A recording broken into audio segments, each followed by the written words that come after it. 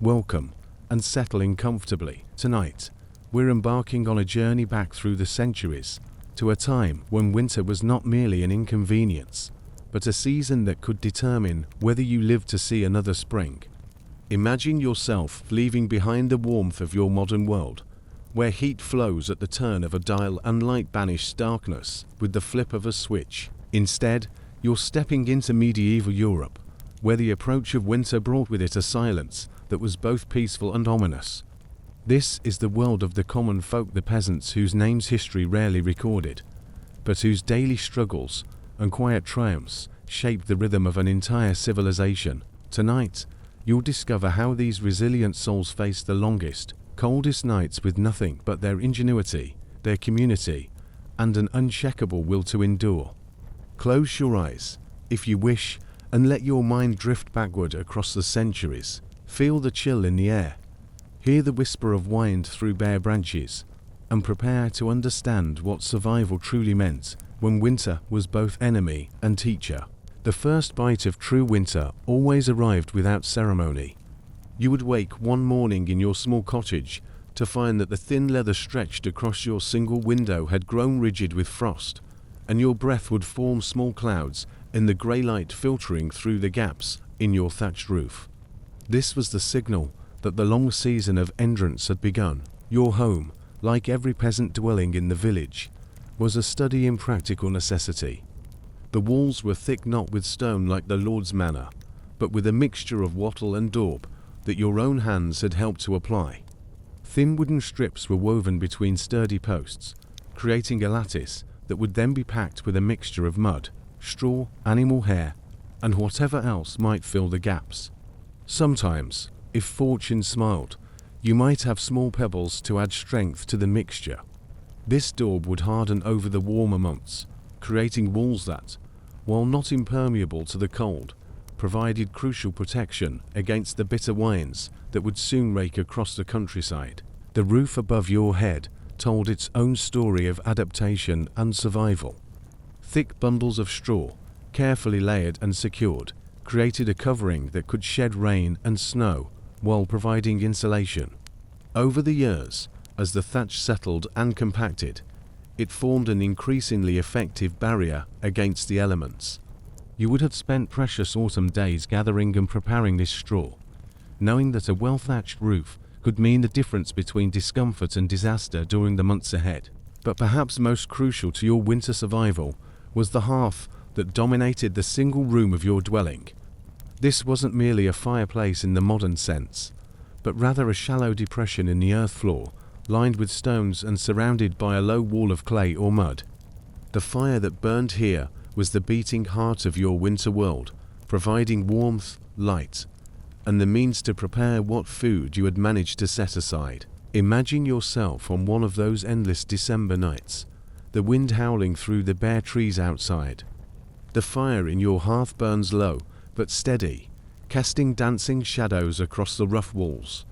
The smoke rises slowly, seeking escape through carefully planned gaps in the thatch above, though much of it lingers in the room, stinging your eyes, but providing an unexpected benefit. The acrid air helps to preserve the few strips of meat hanging from the rafters, and the constant presence of smoke discourages the insects and vermin that would otherwise make your winter even more miserable. Your family gathers close around this precious source of warmth.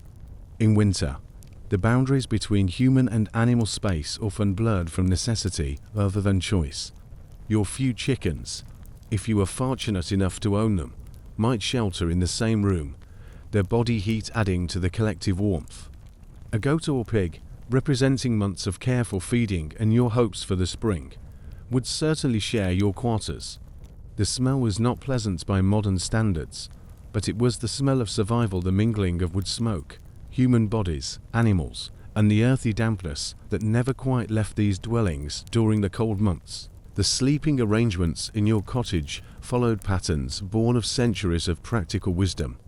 The entire family would sleep together on a raised platform of earth and stone, covered with whatever soft materials could be gathered: straw, rushes, and if fortune had smiled upon your harvest, perhaps some wool. Animal skins provided additional warmth and protection from the damp that seemed to seep through every surface. Children would sleep between their parents, and often, the family's most valuable animals would rest near enough that their breathing could be heard throughout the night. These weren't arrangements born of choice, but of the simple mathematics of survival. Body heat, shared and conserved, meant the difference between waking to another day and not waking at all. The intimacy was complete and unavoidable. Every cough, every movement, every breath was part of the collective experience of enduring another winter night. The rhythm of your winter days began before dawn, in the thick darkness that claimed more and more of each passing day. Someone, often the woman of the household, would rise first to coax life back into the embers that had been carefully banked the night before. This was perhaps the most crucial skill of winter survival, the ability to keep fire alive through the darkest hours. Losing your fire meant facing the dangerous choice between venturing out into the bitter cold to borrow embers from a neighbor, or attempting to create new fire using flint, steel, and tinder, a process that, in cold and damp conditions, could prove nearly impossible. Once the fire was restored to life, the day's labors could begin. Water, if not frozen solid, needed to be retrieved from the village well or stream. This was often a communal activity, as the paths between houses could become treacherous with ice, and the shared warmth of neighbors' company made the cold more bearable. The water you brought back would be precious, heated over your fire for washing, for the thin porridge that might constitute your morning meal, and for the various teas and broths that helped to stave off the cold. Chopping wood became a meditation of necessity. Every piece of fuel had to be carefully considered. Was it dry enough to burn efficiently? Was it the right size for your particular hearth? Could it be split to last longer, or should it be burned whole for a maximum heat? The rhythm of the axe against wood echoed through the village on any day when the weather permitted, a steady percussion that spoke of preparation, of hope, of the quiet determination to see another spring. The preparation of your meager winter meals required creativity born of desperation and wisdom passed down through generations. Your stores, if you had managed to build them at all, consisted of grain that had been carefully dried and hidden away, root vegetables buried in sand or stored in underground pits, perhaps some preserved meat or fish. The art lay in making these ingredients last, in stretching them through recipes that could transform the most mundane components into something that provided not just sustenance, but comfort. A typical winter meal did center around pottage, a thick porridge made from whatever grains you had available, slowly cooked over your fire and enriched with whatever else could be found. Barley, oats, perhaps some rye if the harvest had been particularly kind, all simmered together with water and seasoned with herbs you had dried during the summer months. If fortune smiled, you might add some preserved vegetables, a few scraps of meat, or even an egg from your precious chickens. The process of preparing such a meal was itself a source of warmth. Standing close to the fire, stirring the pot, feeling the heat rise from the cooking food, these simple acts provided both physical comfort and the psychological reassurance that you were actively working to sustain yourself and your family. The smells that filled your small dwelling spoke of home, of continuity, of the possibility that life would continue despite the harsh circumstances outside your door. As the short winter days gave way to even longer nights, your activities necessarily slowed to match the available light. Candles were a luxury far beyond your means, if you had any artificial light at all. It came from rushes dipped in animal fat, or perhaps small oil lamps burning whatever fuel could be spared. More often, your winter evenings were spent in the flickering light of your fire, engaged in activities that could continue in semi-darkness. This was the time for mending the endless task of keeping your family's few possessions in working order. Clothing received careful attention, as every garment was precious and irreplaceable until spring made new resources available. Tears were patched with whatever scraps could be found, worn areas were reinforced, and every thread was conserved and reused. Tools, too, received maintenance during these long evenings. The handle of your hoe might be smoothed and tightened, Your family's few cooking implements cleaned and repaired, your agricultural tools prepared for the spring labors that seemed impossibly distant, but would arrive with startling suddenness. But perhaps most importantly, the winter evenings were a time for the preservation and transmission of knowledge. In a world where most people could not read or write, information was carried in memory and passed along through storytelling.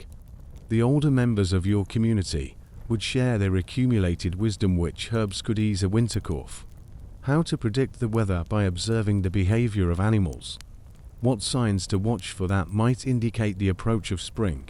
These stories served multiple purposes beyond mere entertainment. They preserved crucial survival information, they strengthened the bonds between community members, and they provided a form of mental escape from the harsh realities of winter existence. In the warm glow of the fire, listening to familiar tales told in familiar voices, you could momentarily forget the gnawing hunger in your stomach and the persistent chill that never quite left your bones. The nights themselves brought their own challenges and comforts. As darkness settled over the village, the sounds of the day gave way to the subtle symphony of winter evenings. The wind might moan through the thatch above your head, or whistle around the corners of your dwelling. Your fire would settle with occasional pops and hisses as pockets of moisture in the wood encountered the flames. From the animal corner of your room, and the soft sounds of your livestock shifting in their sleep, the gentle breathing that reminded you of the living warmth that shared your shelter. Sleep, when it came, was not the comfortable rest of modern times. Your body, weakened by poor nutrition and constant exposure to cold, would ache in ways that became so familiar you ceased to notice them. Your stomach, never quite full during the winter months, might protest with empty pangs that had to be ignored. The cold seemed to seep into your very bones, and even wrapped in whatever coverings you possessed, true warmth was elusive. Yet there was a strange peace to be found in these conditions. The simplicity of concern, staying warm, finding enough food, keeping the fire alive created a life of immediate, tangible goals. There was no energy to waste on abstract worries or complex emotional struggles. Survival itself became a form of meditation, requiring complete attention to the present moment and the immediate needs of your body and your family. The shared experience of hardship also created bonds of extraordinary strength within families and communities. When every resource was scarce and every comfort was earned through struggle, the simple acts of sharing warmth, food, or labor took on profound significance. A neighbor who shared their fire when yours died was not merely being helpful, they were potentially saving your life. A family member who gave up a portion of their food was making a sacrifice that could be measured in their own survival. As winter deepened and the coldest nights arrived, you learned to find warmth in unexpected places. The heat generated by your own body, carefully conserved beneath layers of rough wool and animal skins, became precious beyond measure. The warmth of your family members, pressed close together in shared sleep, created a cocoon of survival that defied the bitter air just inches away. Even the body heat of your animals, once considered merely practical, became a source of genuine comfort and gratitude. These were the nights that tested not just your physical endurance, but your mental resilience. The darkness seemed endless, the cold absolute, and the possibility of spring nothing more than a theoretical concept. Yet morning always came, bringing with it the need to rise, to rekindle the fire, to face another day of the careful balance between effort and conservation that defined winter survival. And in rising to meet these challenges, day after day, night after night, you participated in an ancient rhythm of human endurance that connected you to countless generations before and after. The peasants who warmed themselves by similar fires centuries before you, and those who would face similar struggles in years to come, all shared in this fundamental experience of using ingenuity, community, and determination to overcome the hostile forces of winter. The daily life of winter in a medieval village was not romantic or adventurous, it was a grinding test of human resilience that lasted 4 months. But it was also a testament to the remarkable adaptability of ordinary people facing extraordinary challenges. In every carefully tended fire, every shared meal, every night survived in communal warmth, lay the quiet heroism of those who simply refused to be defeated by circumstances they could not control, but could, through wisdom and will, endure. As we move deeper into our journey through medieval winter, let us turn our attention to a period when the ordinary struggles of survival became extraordinary trials of human endurance. The years 1315 to 1317 witnessed what historians now call the Great Famine, a time when the delicate balance between humanity and nature collapsed across much of northern Europe, leaving entire populations to face starvation on a scale that defied comprehension. Imagine yourself in the spring of 1315, when the season that should have brought renewal instead brought despair. The rains began early that year, not the gentle showers that nourish growing crops, but relentless, driving storms that turned fields into swamps and roads into rivers of mud. Week after week, the water fell from grey skies that seemed incapable of clearing, and those who depended on the rhythm of planting and harvest began to understand that this year would be different from all others they had known. The medieval agricultural system, already operating on the thin margins of subsistence, was exquisitely vulnerable to disruptions in weather patterns. The peasants who had survived countless ordinary winters through careful preparation and community support now faced circumstances that rendered their traditional wisdom inadequate. The seeds they planted in the waterlogged earth either rotted before they could sprout or grew into weak, diseased plants that could never sustain a population already living at the edge of survival. Picture yourself as one of these farmers, standing at the edge of a field that should have been golden with ripening grain, but instead stretched before you as a muddy wasteland, dotted with the pathetic remains of your carefully planted crops. The investment of precious seed grain, the back-breaking labor of preparation, the hopes of your family for the coming winter, all of it lost to the endless rain that continued to fall as if the very heavens had turned against human endeavor. The failure of the harvest in 1315 was not merely an inconvenience that could be overcome through belt-tightening and careful rationing. For people who lived from harvest to harvest with little surplus to cushion them against disaster, the loss of an entire year's crop meant facing the immediate prospect of starvation. The stores that might normally see a family through to the next growing season were quickly exhausted, forcing communities to confront choices that challenged their most fundamental assumptions about survival and human decency. As autumn gave way to winter in 1315, the search for alternative sources of nutrition became desperate and creative in equal measure.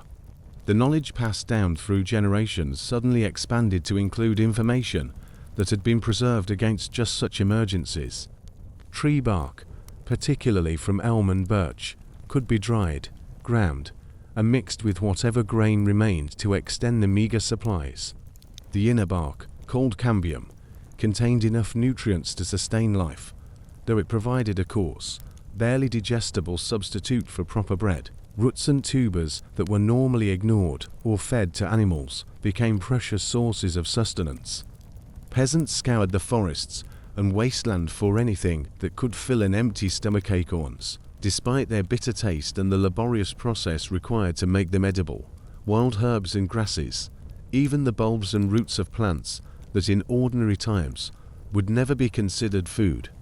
The accumulated folk knowledge of what was safe to eat and what could prove poisonous became literally a matter of life and death. The process of preparing these desperate foods required skills and patience that tested the limits of human ingenuity. Acorns, for instance, had to be shelled, ground, and then leached 4 days to remove the bitter tannins that made them inedible. The work was tedious and time-consuming, but for families facing starvation, it represented hope.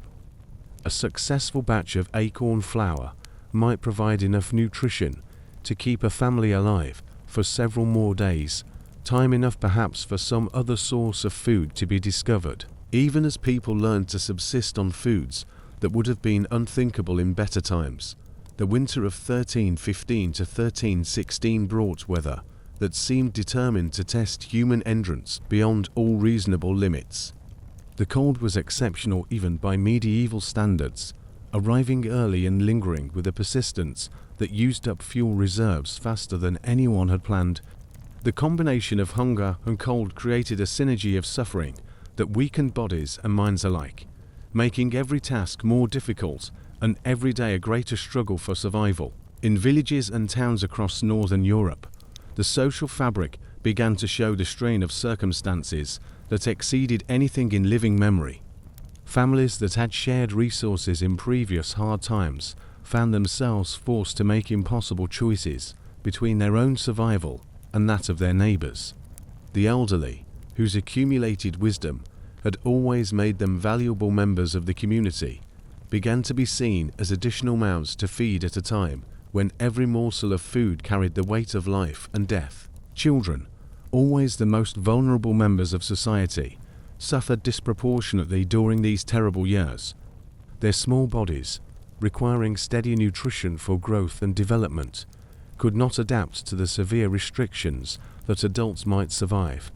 Parents faced the agony of watching their offspring grow thin and weak, knowing that the food that might save a child could mean the difference between survival and death for the family as a whole. These were decisions that no human being should ever be forced to make, yet they became the daily reality for thousands of families across the affected regions. The year 1316 brought no relief, as the pattern of excessive rain and cold continued with a merciless consistency that seemed to mock human hopes for a recovery. The second consecutive failure of the harvest meant that communities, which had managed to survive the first year by consuming their seed grain and slaughtering their breeding animals, now faced starvation with no resources left to sustain them. The careful preparations that might normally carry a village through one bad year were exhausted, leaving entire populations with nothing but desperation and the fading hope that somehow relief might come from unexpected sources. It was during this second year of famine that the true scope of the disaster became apparent to those who possessed the resources to observe and record such things. Chroniclers of the time, writing from the relative safety of monasteries and noble households, documented scenes that challenged their understanding of how human societies could function under extreme stress. They wrote of peasants too weak from hunger to work their fields even when weather permitted, of animals dying from lack of fodder, of entire villages abandoned as their populations either died or scattered in search of food that might not exist. The markets that normally provided a safety valve for regional food shortages collapsed as transportation became nearly impossible and available supplies dwindled to nothing. Even those with money found that their wealth was meaningless when there was simply no food to purchase. The normal mechanisms of trade and distribution that might have alleviated local shortages by bringing in grain from distant regions broke down completely under the widespread nature of the crisis. Yet even in the midst of such comprehensive disaster, human ingenuity and community bonds provided small islands of hope and survival. Some villages managed to organize themselves more effectively than others, pooling their remaining resources and knowledge to maximize their chances of seeing at least some of their members through to better times. The skills of hunting and foraging, perhaps neglected during years of adequate harvests, were revived and shared among community members who had never expected to need such knowledge for their basic survival. Those who possessed any livestock faced agonizing decisions about when and which animals to slaughter for immediate food versus preserving breeding stock for a future recovery. A family's cow or pigs represented not just current nutrition, but the possibility of rebuilding their lives when the crisis passed. Yet watching your children grow weak from hunger, while valuable animals consumed scarce fodder, created dilemmas that tested the limits of human rational planning. The winter of 1316 to 1317 brought of conditions that seemed specifically designed to break whatever spirit remained among the famine's survivors. The cold was again exceptional, and the snow that might normally have been welcomed as insulation for winter crops instead covered ground that held little hope of spring productivity. Fuel was scarce, food was scarcer, and the simple acts of staying warm and finding enough calories to maintain basic body functions became full-time occupations that left no energy for anything else. It was during this final winter of the Great Famine that many communities reached the absolute limits of what human beings could endure while maintaining their basic humanity. Stories from this period, preserved in chronicles and passed down through oral tradition, speak of social bonds strained beyond recognition, of desperate acts that in normal times would have been unthinkable, of the thin line between civilization and survival becoming almost invisible under the pressure of extreme circumstances. By the spring of 1317, when the weather patterns finally began to shift towards something more nearly normal, the population of Northern Europe had been transformed by their shared experience of comprehensive disaster. Entire villages had been abandoned, family lines had been extinguished, and the accumulated knowledge and skills of countless communities had been lost forever.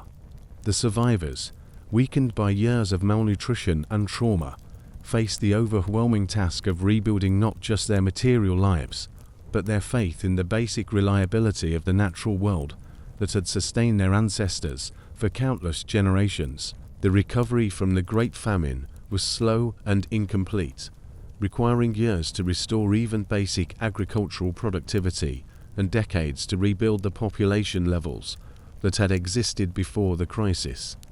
The psychological impact lingered even longer, creating a generation of survivors who never forgot the experience of watching their world collapse around them, who passed down to their children and grandchildren a heightened awareness of how quickly security could transform into desperate struggle for basic survival. The Great Famine of 1315 to 1317 stands as one of history's starkest reminders of the vulnerability of human societies to forces beyond their control. Yet it also demonstrates the remarkable resilience of ordinary people facing extraordinary circumstances, their ability to adapt, endure, and ultimately survive even when every familiar support system fails them. In the quiet courage of families who share their last crust of bread, in the ingenuity of communities that learn to find nutrition in bark and roots, in the simple determination to see another dawn, despite overwhelming odds, we find testament to the fundamental strength of the human spirit when tested by nature's most severe trials. The peasants who survived those terrible years carried with them just the scars of their ordeal, but also a deepened understanding of both human fragility and human strength. They had learned that survival sometimes required choices that challenged every moral assumption, yet they had also discovered reserves of endurance and mutual support that they had never known they possessed. Their experience became part of the collective memory of medieval Europe, a reminder that even in the darkest times, the possibility of survival remained as long as people were willing to fight for it with whatever resources they could find or create. As we journey deeper into the medieval world of winter survival, let us turn our attention to the secrets that lie buried beneath centuries of accumulated earth and time. Modern archaeologists, working with careful precision in the ruins of long-abandoned villages, have uncovered evidence that tells us stories the written records never preserve, stories written in ash and soot, in the placement of stones, in the careful arrangement of objects that once meant the difference between warmth and freezing death. Imagine yourself as one of these archaeological investigators, kneeling beside the excavated remains of a medieval peasant's hearth. The structure before you appears simple at first glance, a shallow depression lined with fire-blackened stones, yet closer examination reveals layers of sophisticated knowledge accumulated over generations of winter survival. The positioning of each stone tells a story of heat distribution and fuel efficiency. The depth of the ash layer speaks of countless nights when this fire provided the only barrier between a family and the killing cold outside their walls. The archaeological record reveals that these medieval hearths were far more complex than simple fire pits. Excavations across Europe have uncovered evidence of carefully engineered systems designed to maximize heat while minimizing the precious fuel that kept families alive through the darkest months. Some hearths show evidence of reflective surfaces, polished stones, or metal plates positioned to direct heat back into the living space, rather than allowing it to escape up through the smoke hole.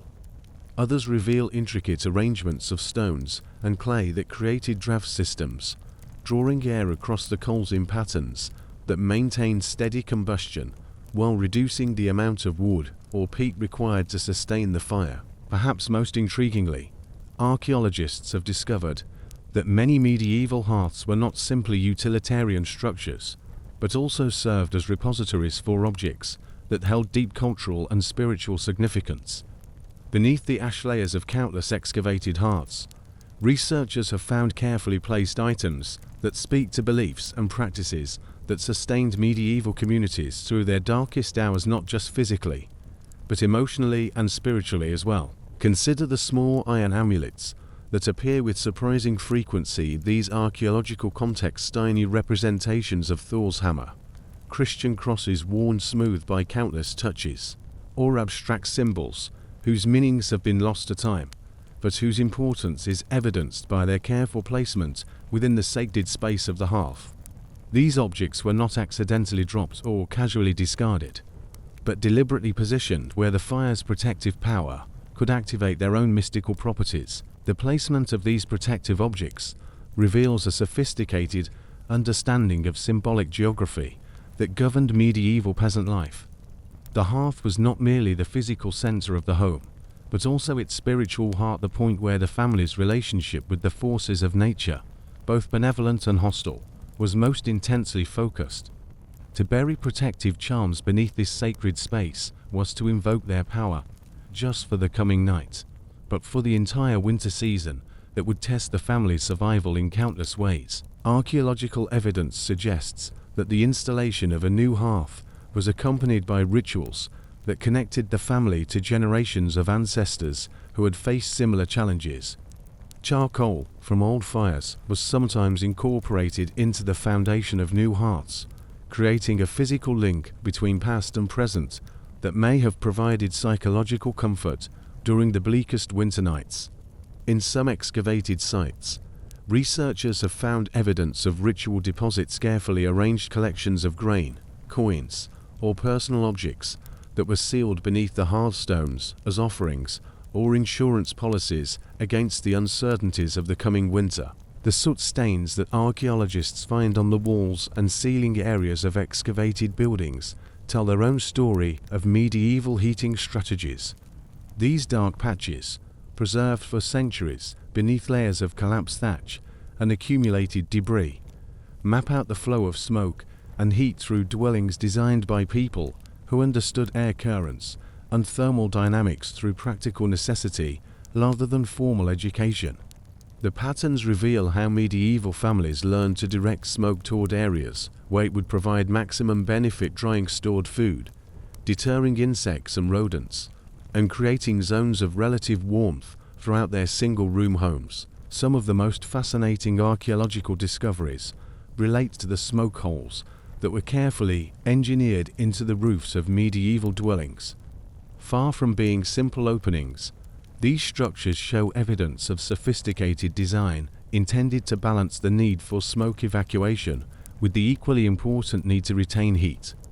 Adjustable covers, revealed through careful excavation of collapsed roof materials, allowed families to modify the size of the opening based on weather conditions and the strength of their fires.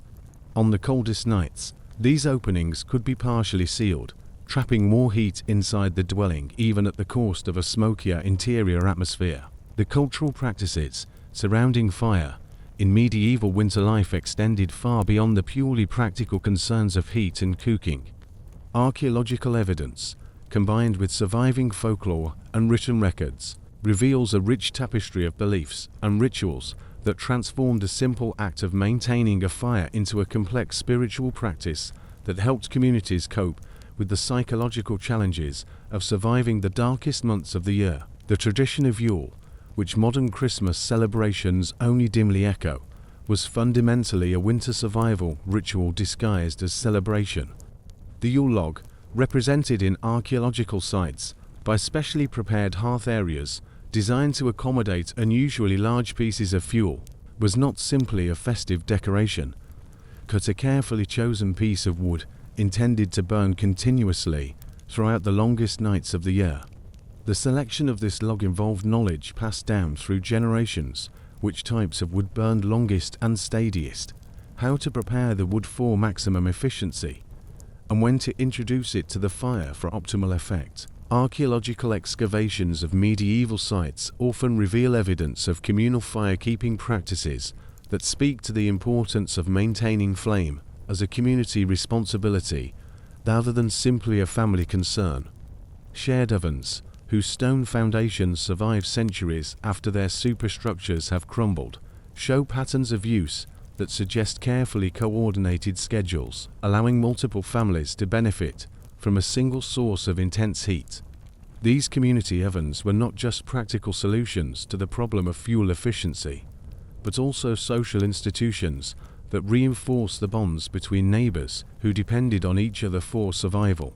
The placement of these community ovens within village layouts reveals sophisticated understanding of both practical and spiritual considerations. Many were positioned at crossroads or other locations that held symbolic significance in medieval cosmology, places where the boundaries between the human world and the realm of spirits were considered particularly permeable. This positioning allowed the ovens to serve not just as sources of heat and means of cooking, but as focal points for community rituals that reinforced social solidarity during the months when cooperation could mean the difference between survival and disaster. Beneath many of these excavated ovens, archaeologists have discovered foundation deposits that speak to the spiritual dimensions of medieval heating practices. Coins, pottery fragments, animal bones arranged in specific patterns, even written charms rolled into small bundles and sealed in clay containers, all of these have been found carefully placed beneath structures that would provide warmth and sustenance to entire communities. These deposits represent a kind of spiritual insurance policy, invoking divine protection for the vital infrastructure that communities depended on for survival. The folklore that grew up around fire and warmth in medieval culture reveals deep psychological understanding of how human beings cope with extended periods of stress and uncertainty. The stories that were told during long winter evenings around carefully tended hearths were not simply entertainment, but sophisticated tools for managing fear, maintaining hope, and transmitting crucial survival knowledge from one generation to the next. Archaeological evidence supports many of the practices described in these folktales, confirming that they preserve genuine knowledge about everything from weather prediction to food preservation. Consider the widespread belief in fire spirits, supernatural entities that were thought to inhabit hearth flames and protect households from harm.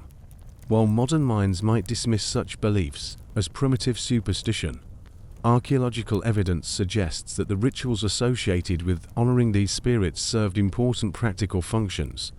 The offerings of food that were regularly cast into fires not only acknowledged the spiritual significance of the flame, but also demonstrated that the family possessed enough resources to spare some for symbolic purposes, a form of confidence building that may have had genuine psychological benefits during times of scarcity. The protective charms that archaeologists find buried beneath medieval hearths often incorporate materials that held both spiritual and practical significance in winter survival. Iron, for instance, was valued not only for its supernatural protective properties, but also for its ability to create sparks when struck against flint, a practical consideration that could mean the difference between life and death if the family fire went out on a cold night. Herbs that appear in these protective bundles often include plants that were known to have medicinal properties useful for treating winter ailments, suggesting that the spiritual and practical dimensions of survival were intimately connected in medieval thinking. The ritual calendar that governed medieval winter life, preserved in both archaeological evidence and surviving folklore, reveals sophisticated understanding of the psychological challenges of surviving the dark months. The timing of major celebrations and ritual activities correlates closely with periods when morale would have been at its lowest, the darkest nights, the coldest weeks, the times when food stores were running dangerously low. These celebrations provided not just temporary relief from hardship, but also served as markers that helped communities track their progress through the winter and maintain confidence that spring would eventually return. Archaeological excavations of medieval cemeteries provide sobering evidence of the toll that winter took on medieval populations, but they also reveal the cultural practices that helped communities cope with loss and maintain solidarity in the face of death. Winter burials, identifiable by the specific burial goods and seasonal markers found with the remains, often show evidence of special rituals intended to ensure that the deceased would not return to plague the living during the vulnerable winter months. These practices speak to deep understanding of how grief and fear could undermine community cohesion at times when mutual support was essential for survival. The discovery of cache sites, carefully hidden stores of food, fuel, and other essential supplies reveals another dimension of medieval winter survival that combined practical planning with spiritual protection. These buried treasures, some of which remained hidden for centuries before being discovered by archaeologists, were often accompanied by protective charms and positioned according to principles that reflected both practical and mystical considerations. The selection of hiding places took into account not just physical security, but also spiritual safety, with many caches positioned at locations that were considered particularly blessed or protected in medieval cosmology. Modern scientific analysis of archaeological remains from medieval sites has revealed information about winter survival strategies that would have been invisible to earlier generations of researchers. Chemical analysis of soil samples from excavated hearths reveals the full range of materials that were burned for fuel during desperate times, not just wood and peat, but also animal dung, agricultural waste, and even old clothing or furniture when more conventional fuel sources were exhausted. These findings confirm the accounts in historical records of the desperate measures that communities took to maintain vital fires during the coldest winters. The study of medieval seeds and plant remains preserved in archaeological contexts has revealed the full extent of the alternative foods that communities turned to during times of scarcity. Evidence of processed bark, ground acorns, and various wild plants confirms that the survival strategies described in historical accounts were not exceptional measures, but rather part of a comprehensive knowledge system that allowed medieval communities to extract nutrition from sources that modern people would never consider edible. Perhaps most remarkably, archaeological evidence suggests that medieval communities were not simply passive victims of winter's challenges, but active innovators who continuously refine their survival strategies based on experience and observation. Hearth designs show clear evolution over time, with later constructions incorporating improvements that increased efficiency and safety. The positioning of buildings within villages shows evidence of careful planning designed to maximize wind protection and facilitate the sharing of heat between neighboring families. The secrets that archaeologists have uncovered beneath centuries of accumulated debris paint a picture of medieval winter survival that is both more desperate and more sophisticated than historical records alone might suggest.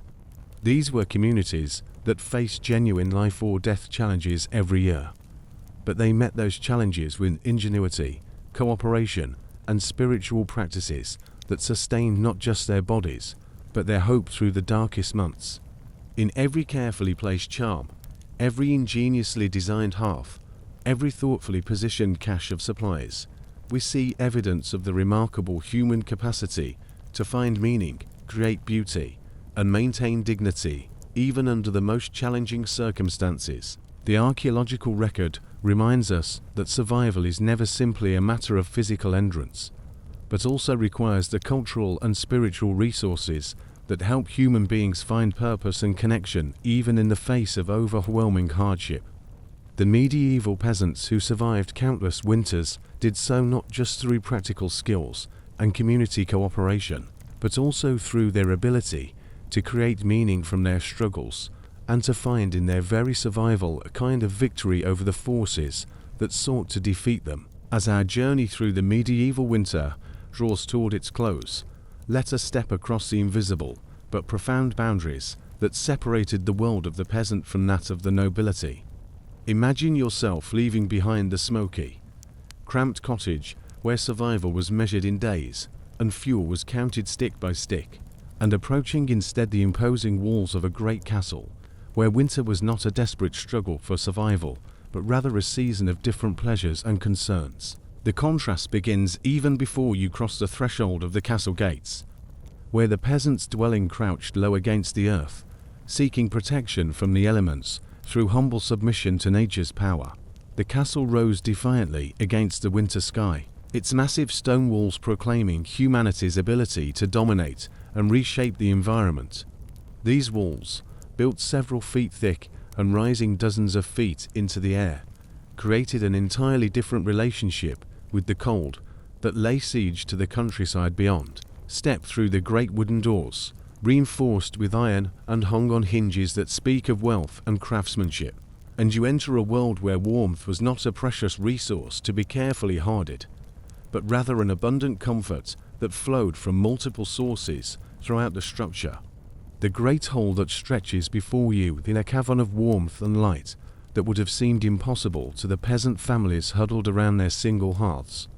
Massive fireplaces, large enough for a person to stand upright within them, burn logs the size of small trees, casting their heat and light across spaces large enough to house several peasant families. The very architecture of these noble dwellings was designed around principles of comfort that were unimaginable to those who lived in single-room cottages.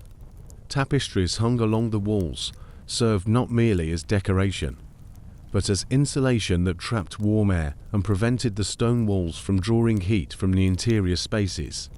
These magnificent works of art, depicting scenes of hunting, warfare, and courtly life, created layers of warmth while transforming cold stone surfaces into galleries of beauty that made the long winter months more pleasant for their inhabitants. The floors beneath your feet tell their own story of privilege and comfort. Where peasants walked on packed earth that grew muddy and cold with the winter damp, the nobles of the castle moved across surfaces covered with thick layers of rushes mixed with herbs and flowers. These floor coverings, changed regularly throughout the winter season, provided insulation from the stone beneath, while releasing pleasant fragrances that masked the odors that inevitably accumulated in any dwelling where large numbers of people lived in close proximity. But perhaps the most striking difference between noble and peasant winter experiences lay in the relationship between indoor and outdoor spaces. The peasant family, confined to their single room for months at a time, lived in enforced intimacy that could breed tension and conflict alongside the cooperation necessary for survival. The inhabitants of the castle, by contrast, could move through a complex network of chambers and halls, each serving different purposes and offering different atmospheres for the varied activities of winter life. The lord's private chambers represented the pinnacle of medieval winter comfort. Imagine yourself in such a space, a room where thick wooden shutters could be closed against the winter wind, where braziers filled with glowing charcoal provided focused warmth that could be moved and adjusted as needed, where beds piled high with furs and woolen coverings offered refuge from the cold that was not just functional, but genuinely luxurious. The very concept of privacy, unknown to peasant families who lived in single rooms with their animals and neighbors, became in these chambers a form of comfort that allowed full rest and contemplation impossible in more crowded circumstances. The kitchens of the castle represented another universe entirely from the simple cooking arrangements of peasant life, where a peasant family cooked their meager pottage over a single fire that also provided all their heat and light. The castle kitchens were vast spaces dominated by multiple hearths, each designed for different purposes and capable of producing the complex, multi-course meals that mark noble dining. The very scale of these cooking operations required a staff of servants whose full-time occupation was the preparation and service of food, a luxury that would have seemed fantastic to families where every member participated in the daily struggle to find enough calories to survive. The abundance of fuel available to castle inhabitants transformed their relationship with fire from one of desperate conservation to one of generous consumption. Where peasants carefully banked their coals each night and arose before dawn to coax life back into dying embers, castle residents could expect servants to maintain multiple fires throughout the structure, ensuring that warmth was always available wherever they chose to go. The psychological impact of this abundance cannot be overstated. The security of knowing that warmth was assured allowed the nobility to focus their energies on pursuits that were entirely beyond the reach of those engaged in daily survival. Consider the differences in winter diet that separated the social classes during the medieval period. While peasant families struggled to stretch their meager stores of grain and root vegetables through the dark months, often supplementing their diet with bark and whatever else might provide nutrition, the noble household enjoyed a winter table that would have seemed impossibly luxurious to their social inferiors.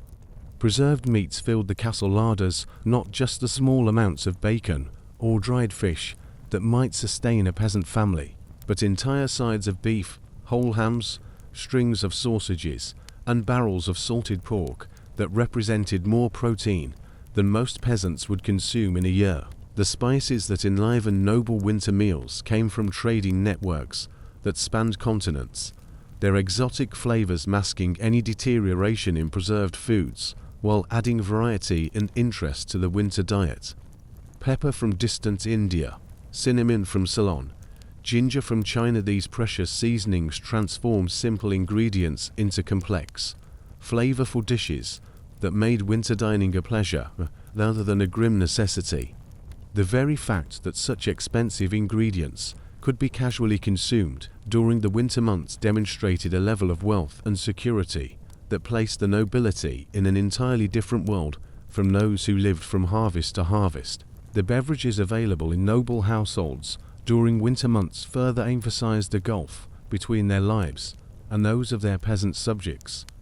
While common folk might occasionally enjoy weak ale or cider when circumstances permitted, the castle cellars contained stores of wine that had been carefully selected and properly aged, ales brewed with expensive ingredients and complex techniques, and even exotic drinks like mead made from precious honey.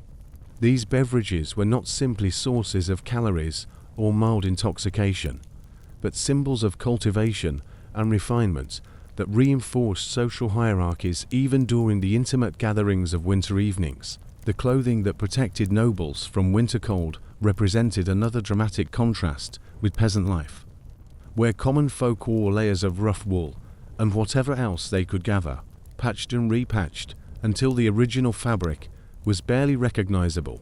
The nobility dressed in garments made from fine materials that were both warmer and more beautiful than anything available to their social inferiors. Fur-lined cloaks, boots of soft leather, undergarments of fine linen. These items were not just more effective at providing warmth, but also served as visible markers of status that reinforced social distinctions even in the depths of winter. Yet perhaps the most significant difference between noble and peasant winter experiences lay not in material comfort, but in the realm of intellectual and cultural activities that filled the long dark months. While peasant families spent their winter evenings engaged in essential maintenance tasks, mending tools, preparing fiber for spinning, repairing the few possessions that kept them alive, noble households could dedicate their time to pursuits that were purely recreational or educational. Imagine yourself in the great hall of a castle on a winter evening, where the flickering light of torches and braziers illuminates a scene that would have been unimaginable to the peasants shivering in their cottages just miles away.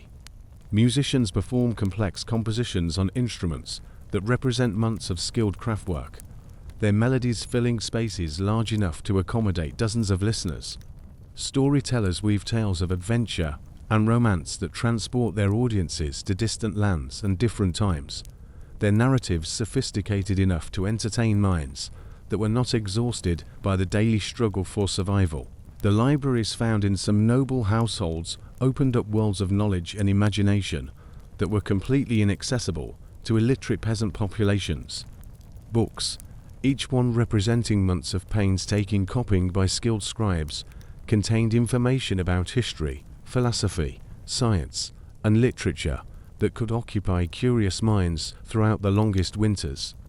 The very ability to read was a form of winter entertainment that allowed the nobility to travel through time and space without leaving the warmth of their comfortable chambers. Games and other indoor entertainments further distinguished noble winter life from peasant survival. Chess sets carved from precious materials provided intellectual challenge and social interaction that was pursued for pure enjoyment rather than practical necessity. Gaming boards for various other entertainments offered ways to pass time that were focused on pleasure rather than survival. These activities were not simply diversions, but symbols of a life elevated above the basic concerns that dominated peasant existence. The social gatherings that filled noble winter calendars represented perhaps the starkest contrast with peasant life.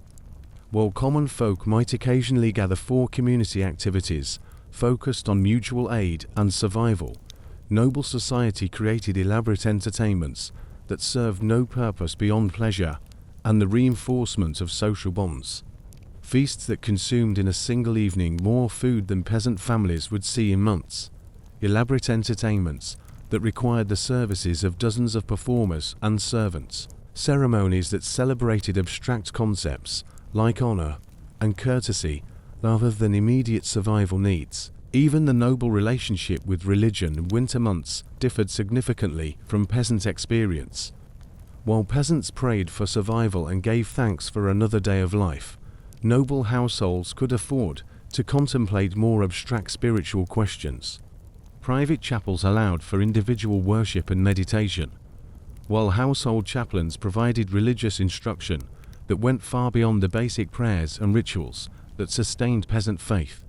The very ability to think about salvation and eternal life, rather than simply the next meal or the next dawn, represented a luxury that was possible only when basic survival was assured. The servants who made noble winter comfort possible lived in conditions that fell somewhere between peasant deprivation and noble luxury, their situations illustrating the complex social hierarchies that structured medieval society. These men and women, drawn from peasant families but elevated by their service to the nobility, enjoyed better food, warmer lodging, and more security than their rural relatives. Yet their lives remained fundamentally shaped by their service to others, rather than their own independent survival. The seasonal rhythms that governed castle life created a different relationship with winter than that experienced by peasants. While rural folk measured winter by the gradual depletion of stored resources and the desperate hope that spring would arrive before starvation set in, noble households could afford to view the season as a time of rest and reflection, a necessary pause between the active seasons that allowed for cultural and intellectual pursuits impossible during busier times of the year. Yet for all the material advantages that separated noble winter life from peasant survival, the fundamental human experience of facing the dark months remained recognizable across social boundaries. Noble families, too, lost members to disease and accident during the harsh winter months. They, too, felt the psychological weight of shortened days and limited mobility. They, too, looked forward to spring with anticipation and relief. The difference lay not in the basic human response to winter's challenges, but in the resources available to meet those challenges and the degree of security that allowed energy to be devoted to pursuits beyond immediate survival. The contrast between warm castles and frozen fields ultimately represents one of the most fundamental divisions in human society, the gap between those for whom survival is assured and those for whom it must be won anew each day.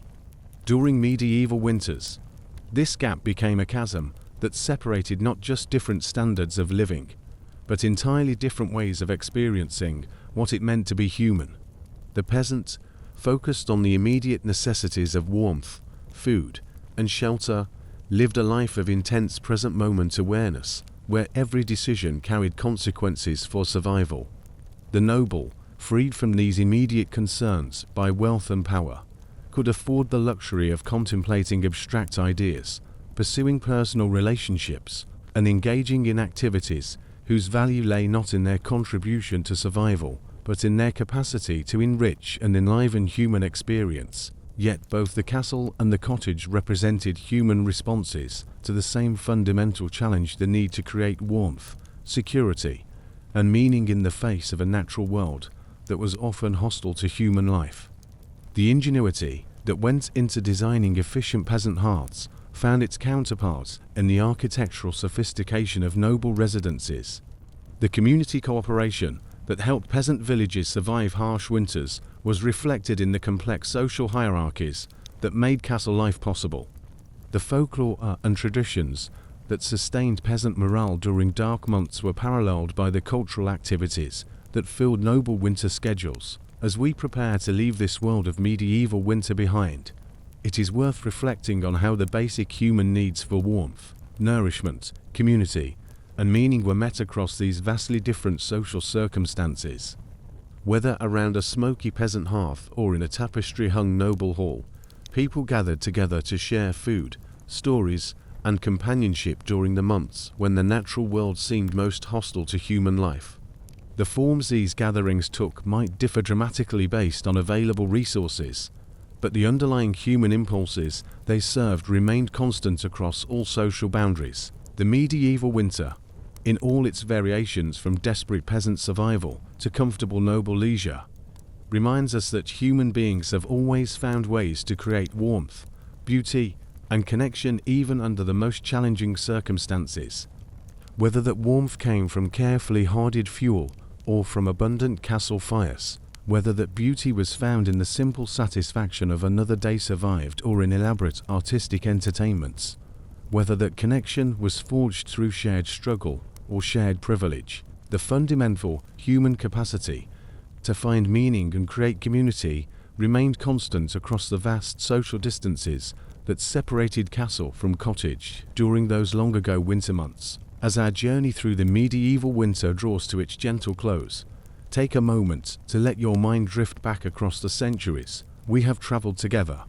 From the smoky warmth of peasant cottages to the grand fireplaces of noble halls, from the desperate innovations of famine years to the quiet rituals that transform simple hearths into sacred spaces, we have witnessed the remarkable adaptability of human beings faced with challenges that tested every aspect of their existence. The medieval winter, in all its harsh beauty and unforgiving demands, offers us a window into qualities of human nature that perhaps we recognize less clearly in our own comfortable age. The ingenuity of people who learn to find warmth in the most unlikely places, nutrition in the most unpromising materials, and hope in the darkest circumstances speaks to resources of resilience that lie dormant in all of us until circumstances call them forth. Consider the peasant family we visited at the beginning of our journey, huddled together around their carefully tended fire, sharing their body heat and their meager food with a generosity born not of abundance, but of necessity. Their willingness to face each day with determination, despite knowing that their survival depended on factors largely beyond their control, represents a form of courage that operates below the level of conscious heroism. The simple, profound bravery of continuing to live when life itself has become difficult. The survivors of the Great Famine, who learned to find sustenance in tree bark and roots, who shared their last crusts of bread with neighbors equally desperate, who maintained their humanity even when civilization itself seemed to be collapsing around them. These forgotten heroes of endurance remind us that the human spirit possesses reserves of strength that are revealed only under the most extreme pressures. The archaeological evidence we explored together tells us that even in the midst of struggle, these medieval communities never lost their capacity to create meaning and beauty in their lives. The protective charms buried beneath their hearts, the careful positioning of their fires to maximize both practical and spiritual benefits, the folklore and rituals that transformed mere survival into something approaching triumph, all of these speak to an understanding that human life requires more than just calories and warmth to be truly sustainable.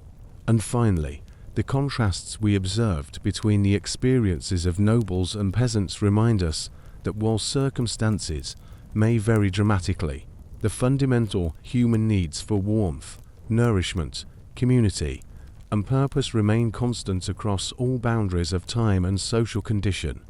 Whether those needs were met through careful rationing of precious resources or through the generous abundance made possible by wealth and power, the underlying impulses they served were recognizably the same. As you prepare to leave this medieval world behind and return to the comfort of your modern life, perhaps you can carry with you some appreciation for the extraordinary ordinary heroism of those who survived countless winters with nothing but their wits, their community bonds, and their refusal to surrender to circumstances they could not change, but could, through determination and ingenuity, endure. The warmth that surrounds you now, flowing freely at the adjustment of a thermostat, available instantly at the flick of a switch, would have seemed miraculous to the people whose lives we have shared tonight.